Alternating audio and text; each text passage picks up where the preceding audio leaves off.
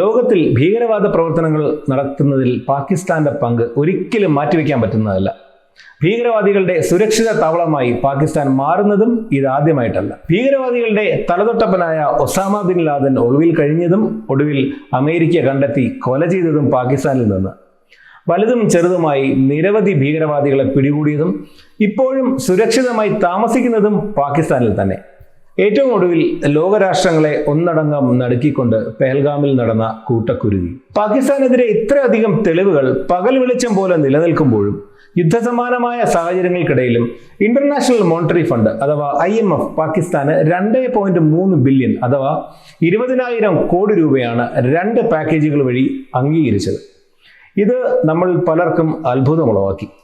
ഈ വായ്പയിൽ നിന്ന് $1 ബില്യൺ അതായത് 8,500 കോടി രൂപ ഉടനെ വിതരണം ചെയ്യുകയും ബാക്കി 1.3 ബില്യൺ അതായത് 11,000 കോടി അടുത്ത 8 മാസങ്ങൾക്കുള്ളിൽ ഗഡുക്കളായി വിതരണം ചെയ്യാനും മറ്റൊരു 10,800 കോടി രൂപ വായ്പ കൂടെ പരിഗണിക്കുന്നുണ്ട്. എന്നാൽ അവർ വരുത്തിവെക്കുന്ന ഉയർന്ന സൈനിക ചെലവും ഭീകരവാദത്തെ പിന്തുണയ്ക്കുന്നുവെന്ന ആരോപണവും കണക്കിലെടുത്ത് പാകിസ്ഥാൻ IMF ഫണ്ടുകൾക്ക് ഉത്തരവാദിത്തോടെ ഉപയോഗിക്കുന്നുണ്ടോ എന്ന ചോദ്യം ഇന്ത്യ ഉയർത്തുന്നു.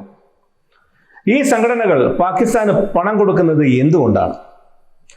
അടിസ്ഥാന സൗകര്യങ്ങൾ, വിദ്യാഭ്യാസം, ആരോഗ്യ സംരക്ഷണം, ദാരിദ്ര്യ നിർമ്മാർജ്ജനം എന്നിവയ്ക്കുള്ള സാമ്പത്തിക സഹായം പാകിസ്ഥാന്റെ വികസനത്തിന് അത്യന്താപേക്ഷിതമാണ് എന്നതാണ് അവരുടെ വാദം.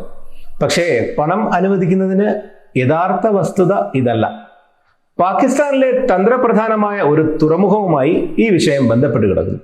തെക്ക് പടിഞ്ഞാറൻ പാകിസ്ഥാനിൽ അറേബ്യൻ കടലിൽ ബലൂചിസ്ഥാൻ പ്രവിശ്യയിൽ സ്ഥിതി ചെയ്യുന്ന ഒരു ആഴക്കടൽ തുറമുഖമാണ് ഗ്വാദർ തുറമുഖം. ആഗോള എണ്ണ കയറ്റുമതിക്കുള്ള പ്രധാന പാതയായ ഹോർമൂസ് കടലിടുക്കിന്റെ സാമീപ്യം കാരണം ഇതിന് തന്ത്രപ്രധാനമായ ഒരു പ്രാധാന്യമുണ്ട്. ചൈനയ്ക്ക് മിഡിൽ ഈസ്റ്റ് രാജ്യങ്ങളുമായിട്ടുള്ള വ്യാപാര ബന്ധം വർദ്ധിപ്പിക്കുന്നതിന് ലക്ഷ്യമിട്ടുള്ള ചൈന പാകിസ്ഥാൻ സാമ്പത്തിക ഇടനാഴി അഥവാ CPEC പ്രകാരമുള്ള ഒരു മുൻനിര പദ്ധതിയാണിത്. ദീർഘകാല പാട്ടത്തിന് കീഴിൽ ചൈന ഓവർസീസ് ഹോൾഡിംഗ് കമ്പനി ഈ പോർട്ട് ഏറ്റെടുത്തിരിക്കുന്നു. ചൈനയുടെ സിൻജിയാങ് പ്രവിശ്യയിലേക്കുള്ള റോഡ്, റെയിൽ, പൈപ്പ് ലൈൻ ലിങ്കുകൾ ഈ പദ്ധതികളിൽ ഉൾപ്പെടുന്നു. അപ്പോൾ ചൈന എങ്ങനെ IMF-ൽ പാകിസ്ഥാനെ സപ്പോർട്ട് ചെയ്യാതിരിക്കും? സാമ്പത്തികം ഇല്ലെന്ന കാരണത്താൽ പോർട്ട് അടച്ചുപൂട്ടുകയോ ബലൂച്ചുകൾ പിടിച്ചടക്കുകയോ ചെയ്താൽ ചൈനയുടെ ഇതുവരെയുള്ള ഇൻവെസ്റ്റ്മെന്റുകൾ മുഴുവൻ നഷ്ടപ്പെടും. മേൽപ്പറഞ്ഞ ഭാവി പരിപാടികൾ നടക്കാതെ പോവുകയും ചെയ്യും. ഇനി IMF മാത്രമാണോ പാകിസ്ഥാന് പണം കടം കൊടുക്കുന്നത്?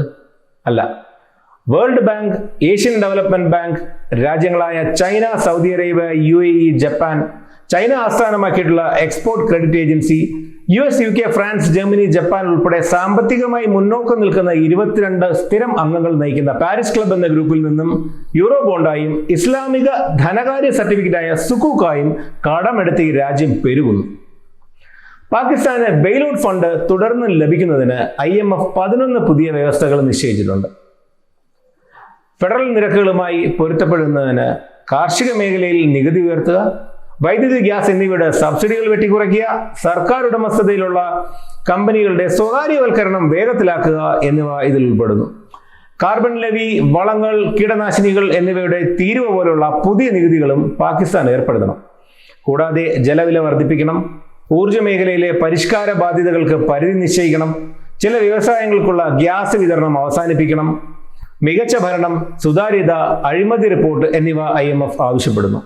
പാകിസ്ഥാന്റെ അനാവശ്യ ചെലവുകൾ ഒഴിവാക്കണം, വിനിമയ നിരക്ക് വിപണി അടിസ്ഥാനമാക്കിയുള്ളതായി നിലനിർത്തണം, ബേനസീർ ഇൻകം സപ്പോർട്ട് പ്രോഗ്രാം പോലുള്ള സാമൂഹിക ക്ഷേമ പരിപാടികൾ ശക്തിപ്പെടുത്തണം, പ്രവശ്യകൾ കൂടുതൽ സാമ്പത്തിക ഉത്തരവാദിത്തങ്ങൾ ഏറ്റെടുക്കണം. കൂടാതെ രാജ്യം കാലാവസ്ഥയെ പ്രതിരോധിക്കുന്ന വികസന പദ്ധതികൾ സ്വീകരിക്കണം.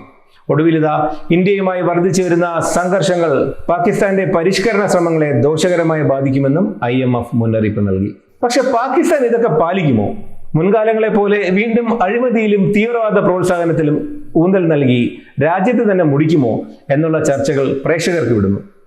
ആനുകാലിക പ്രസക്തിയുള്ള മറ്റൊരു എപ്പിസോഡുമായി വീണ്ടും കാണാം.